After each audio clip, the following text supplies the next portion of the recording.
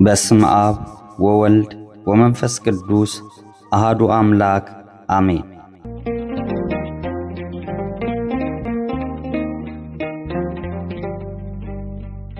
መጽሐፈ ሲራክ ምዕራፍ 16 ጥቅም የሌላቸው ብዙ ልጆችን አትመኝ፣ በክፉዎች ልጆችም ደስ አይበልህ።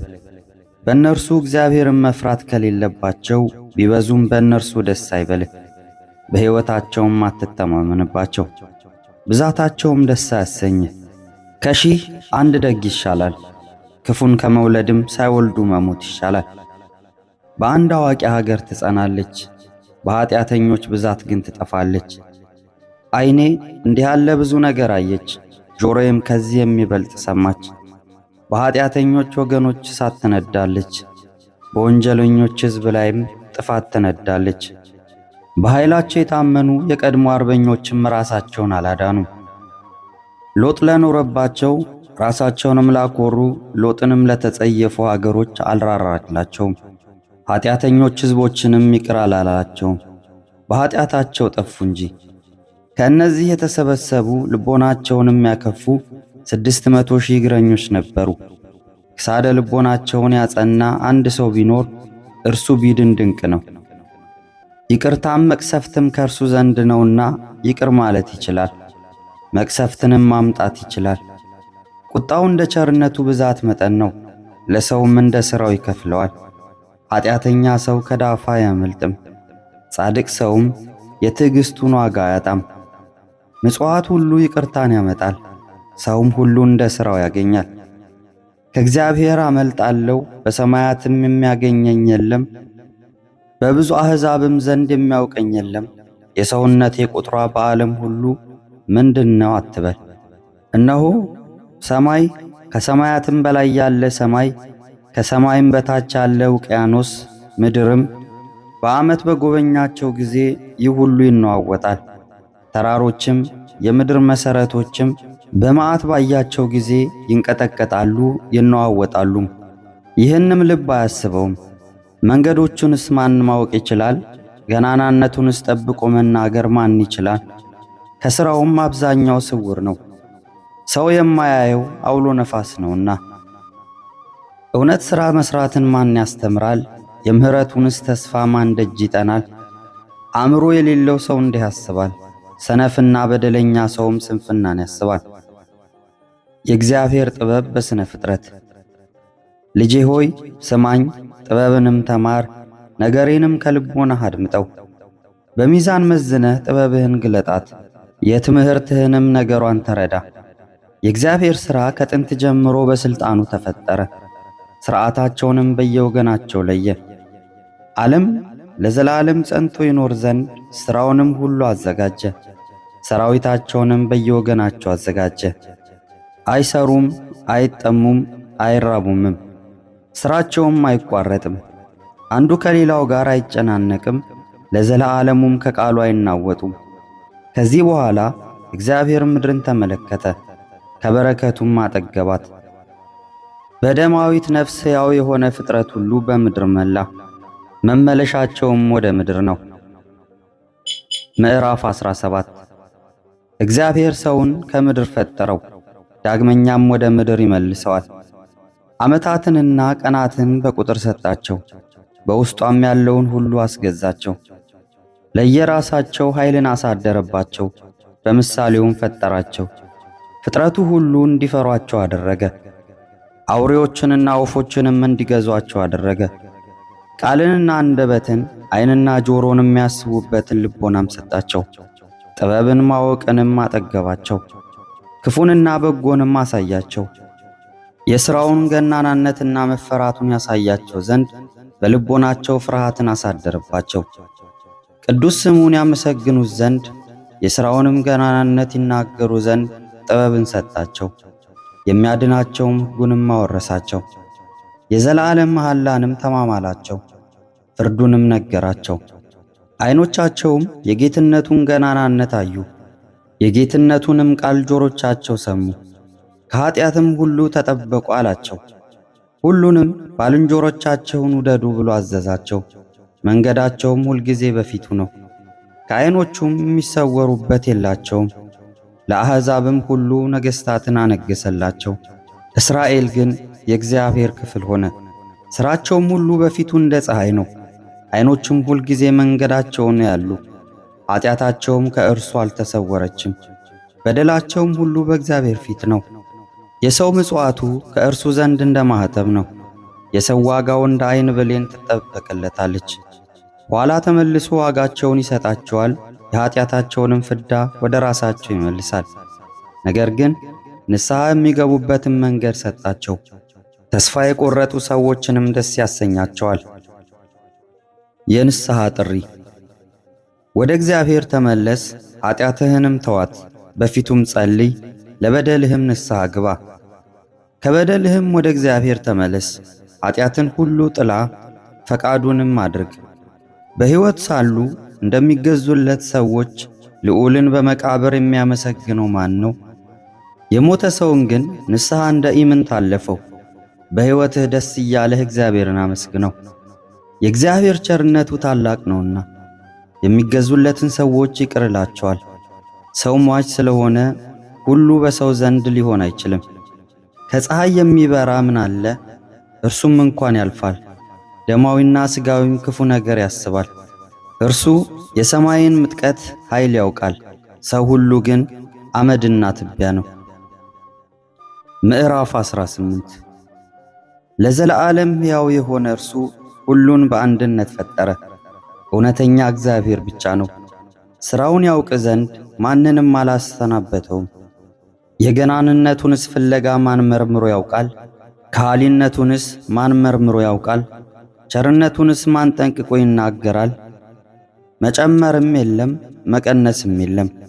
የእግዚአብሔርን የጌትነቱን ፍለጋ የሚያገኝ የለም። ሰውን በፈጠረው ጊዜ ያን ጊዜ ያዘዋል፣ ዘመኑን ባስጨረሰ ጊዜ ያን ጊዜ ያሳርፈዋል። ሰው ምንድነው? ጥቅሙስ ምንድነው? በጎነቱ ምንድነው? ክፋቱስ ምንድነው? የዘመኑ ቁጥር ቢበዛ 100 ዓመት ነው። በባሕር ውስጥ እንደ አንዲት የውሃ ጠብታ፣ ከአሸዋውም ሁሉ እንደ አንዲት የአሸዋ ቅንጣት እንዲሁ በዘላለማዊነት ዓመታት ዘንድ የሰው ዘመኑ ጥቂት ነው። ስለዚህ ነገር እግዚአብሔር ይታገሳቸዋል፣ ምሕረቱንም አሳደረባቸው። ፍጻሜያቸው ክፉ እንደሆነ አይቶ አወቃቸው። ምሕረቱን እንዲሁ አብዝቷልና ሰው ባልንጀራውን ብቻ ይቅር ይላል፣ እግዚአብሔር ግን ፍጥረቱን ሁሉ ይቅር ይላል። ይቆጣል፣ ይገርፋል፣ ይቅር ይላል። እረኛም መንጋውን እንዲመልስ ይመልሳል። በተግሣጹ የሚታገሱትን ሕጉንም የሚከተሉትን ሰዎች ይቅር ይላቸዋል። የተወደደ ምጽዋት። ልጄ ሆይ በደስታ መካከል ሐዘንን አታስገባ፣ በምትሰጠውም ሁሉ ክፉ ነገርን አትናገር። ዝናብ ውኃህን የሚያቀዘቅዘው አይደለምን? እንዲሁ በጎ ቃል ከመስጠት ይሻላል። እነሆ እንግዲህ ከመስጠት መልካም ቃል አይሻልምን? ሁለቱም ሁሉ በጻድቅ ሰው ዘንድ ይገኛሉ። ንፉግ ልቦናውን ደስ ሳይለው ይሰጣል፣ ሰነፍም ይላገዳል አያመሰግንምም። ሳትናገር ተረዳ፣ ሳትታመምም ዳን። ሳይፈረድብህም ራስህን መርምር፣ በመከራህም ጊዜ ይቅርታህን ታገኛለህ። ሳትደክም ራስህን አዋርድ፣ በበደልህም ጊዜ ንስሐ ግባ። ስዕለትህንም ፈጥነ ስጥ፣ ሳትሞትም ጽድቅን ስራት። ሳትሳልም አስቀድመ ስዕለትህን አዘጋጅ። እግዚአብሔር እንደሚፈታተነው ሰው አትሁን። በተቆጣህም ጊዜ የሞትን ቀን አስብ፣ የፍዳህንም ቀን አስብ። ንስሐም ግባ ጸልይም። በጥጋብ ወራት የረሃብን ወራት አስብ፣ በተድላህም ወራት የችግርህን ወራት አስብ። ኑሮ ከጧት እስከ ማታ ድረስ ትለዋወጣለችና ሁሉም በእግዚአብሔር ዘንድ አንድ ጊዜ ፈጥኖ ይደረጋልና። ብልህ ሰው ግን ፈርቶ በሁሉ ይጠበቃል፣ ኃጢአት በሚሠራበትም ጊዜ ንስሐ ይገባል። አስተዋይ ሰው ሁሉ ጥበብን ያገኛታል፣ ያገኛትን ሰው ታስመሰግነዋለች ታስከብረዋለችም። ነገር አዋቂዎች ራሳቸውን በልቦናቸው ይራቅቃሉ፣ የተረዳ ምሳሌንም ይናገራሉ። አትሂድ፣ የኃጢአትንም ፈቃድ አትከተል፣ ከክፉ ፍትወትም ራቅ። ለሰውነትህም የምትወደውን ከሰጠሃት ጠላትህን በአንተ የጨከነ ታደርገዋለች። በተድላ ብዛት ደስ አይበልህ፣ ከእርሷ ጋርም ደስ ይልህ ዘንድ አትለምን። እንዳትያዝ አንተ ድሃ ሳለህ በከረጢትህም ምንም ሳይኖርህ አትበደር። ምዕራፍ 19 ሰካራም ሠራተኛ አይበለጥግም፣ ጥቂቱንም የሚያቃልል ብዙውን ያጠፋል። መጠጥና ሴት ጠቢባንን ያስቷቸዋል፣ ጋለሞታን የሚከተላት በደለኛ ነው። የዚህም ፍጻሜው ትልቅ ጥፋት ነው። ደፋር ሰውነት ከመከራ አትጠበቅም፣ ፈጥኖ የሚያምን ልቦናው ቀሊል ነው። ኃጢአትን የሚሠራም ራሱን ይበድላል፣ ልቦናውን ደስ የሚያሰኝ ሰው ይደነቃል። ብዙ መናገርንም የሚጠላ ኃጢአቱን ያሳንሳል። የሰማኸውንም ቃል አታውጣ፣ አትድገመውም፣ ለዘላለሙም የባሰ አያገኝህም። በወዳጅና በጠላት ዘንድ የምትናገረው ነገር ይኑርህ፣ ስተህ የሠራኸው ኃጢአትህንም አትናገር። ቢሰማ አይሰውርልህምና እስክትሞትም ድረስ ይጠብቅሃል። የሰማኸውንም ቃል አታውጣ፣ ከዚህም በኋላ የሚያገኝህ ክፉ ነገር እንደሌለ እመን። አላዋቂ ሰው የሰማውን ነገር እስከሚያወጣ ድረስ ይቅበዘበዛል። ልጅ የምትወልድ ሴትም በምጥ እንደምትጨነቅ ይጨነቃል። የተወጋ ሰውም ጦሩን ከላዩ ይነቅል ዘንድ እንደሚቸኩል አላዋቂ ሰው የሰማውን ቃል ያወጣ ዘንድ ይቸኩላል። ወዳጅህን አላደረገ እንደሆነ ወይም አድርጎ እንደሆነ እንዳይደግም ገስጸው። ወዳጅህን አልተናገረ እንደሆነ ወይም ተናግሮ እንደሆነ እንዳይደግም ገስጸው። ወዳጅህን በጥላቻ ነገር ተመስርቶበት ይሆናልና ገስጸው። ከልቡ ሳይፈቅድ የሚሳሳት ሰው አለና የነገሩህን ሁሉ አትመን። በአንደበቱም የማይሳሳት ማን ነው? ቁጣ ሳይበዛ ወዳጅህን ገስጸው፣ ስለ እግዚአብሔር ሕግም ቁጣን አሳልፋት። ጥበብ ሁላ እግዚአብሔርን መፍራት ናትና፣ ጥበብም ሁላ ሕጉን ታስጠብቃለችና። እውነተኛና ሐሰተኛ ጥበብ። ክፉን የሚያስተምር ጥበብ የለም፣ ለኃጥአንም ምክር ጥበብ የላትም። ከሁሉ የምትረክስ ክፋት አለች፣ አእምሮ የጎደለው አላዋቂም አለ። ነገር ግን ከሚራቀቅ የእግዚአብሔርን ሕግ የሚክድ ይልቅ እግዚአብሔርን የሚፈራ አላዋቂ ይሻላል። እየበደለ የሚራቀቅና የሚጠነቀቅ አለ፣ ለባልንጀራውም የሚያደላ ለወዳጁም ፍርድን የሚያቀና መስሎ ፍርድን የሚለውጥ ሰው አለ። እያመሰገነ ለክፉ ነገር የሚያደላ ሰው አለ፣ ልቦናው ግን ሽንገላን ተሞልቷል። በልቦናው ሌላ ነገር እያለ ፊት አይቶ የሚያደላ አለ። ባላሰብከው ነገር ይመጣብሃል። ኃይሉ ቢደክም በአንተ ላይ ክፉ ማድረግ ቢሳነው ያስትህ ዘንድ መከራን በግድ ያመጣብሃል። ሰው በመልኩ ይታወቃልና ጠቢብም በገጹ ይታወቃል። ካለባበሱና ካካሄዱ ከአሳሳቁም የተነሳ የሰው ጠባዩ ይታወቃል። ምዕራፍ 20 ለበጎ ነገር ሳይሆን የሚገስጽ ሰው አለ፣ አዋቂ ሆኖ ሳለም ዝም የሚል ሰው አለ። ነገር ግን ከመንቀፍ መገሰጽ ይሻላል። ስህተቱን የሚያምን ከጥፋቱ ይድናል። ፍርድን ያደላ ዘንድ የሚወድ ሰው ቆንጆ ልጅን እንደሚመኝ ጃንደረባ ነው። እያወቀ ዝም የሚል ሰው አለ፣ ንግግር በማብዛት ራሱን የሚያስጠላ ሰው አለ። የሚመልሰውንም አያውቅምና ዝም የሚል ሰው አለ። ጊዜውንም እስኪያገኝ ድረስ ዝም የሚል ሰው አለ። ብልህ ሰውም ጊዜውን እስኪያገኝ ድረስ ዝም ይላል። አላዋቂና ደፋር ሰው ግን እንዳገኘ ይናገራል። ነገርን የሚያበዛ ሰውን ይቆጡታል፣ ራሱንም የሚያኮራ ሰውን ይጠሉታል። ችግሩ የሚያዋርደው ሰው አለ፣ ገንዘብ አግኝቶ የማይበረክትለት ሰው አለ። የማይጠቅምህን የሚሰጥህ ሰው አለ፣ ሰጥቶም እጥፍ አድርጎ የሚቀበልህ ሰው አለ። እየተቸገረ ራሱን የሚያኮራ አለ፣ ራሱን በማዋረዱም የሚከብር አለ። በጥቂት ብዙ የሚገዛ አለ፣ 7 እጥፍም ያደርገው ዘንድ ይፈልጋል። ብልህ ሰው በቃሉ ራሱን ያስወድዳል፣ የአላዋቂዎች ስጦታም ተወዳጅነት የላትም። አላዋቂ ሰው ጥቅምና ተወዳጅነት የሌለውን ገንዘብ ይሰጥሃል። ጥቂት ቢሰጥህም ለልቡ ብዙ የሰጠው ይመስለዋል። ጥቂት ቢሰጥህም ብዙ እንደሰጠህ ይላገድብሃል። በአንተም ላይ ነገሩን ያበዛል፣ የሰጠህንም ይናገርብህ ዘንድ በአደባባይ ይዞራል። ዛሬ ቢሰጥህ ነገ ይካፈልሃል። እንዲህ ያለው ሰው የሚያስጠላ ነው። አላዋቂ ሰው ግን ወዳጅ አልፈልግም፣ ምን ይጠቅመኛል? በጎ ነገር ያደረግሁለት እኔ ዋጋን አላገኝምና እህሌንም የሚመገቡ ሰዎች በእኔ ክፉ ነገር ይናገራሉ። ሁሉም ሁልጊዜ ያሙኛል፣ በእኔም ይስቃሉ ይላል።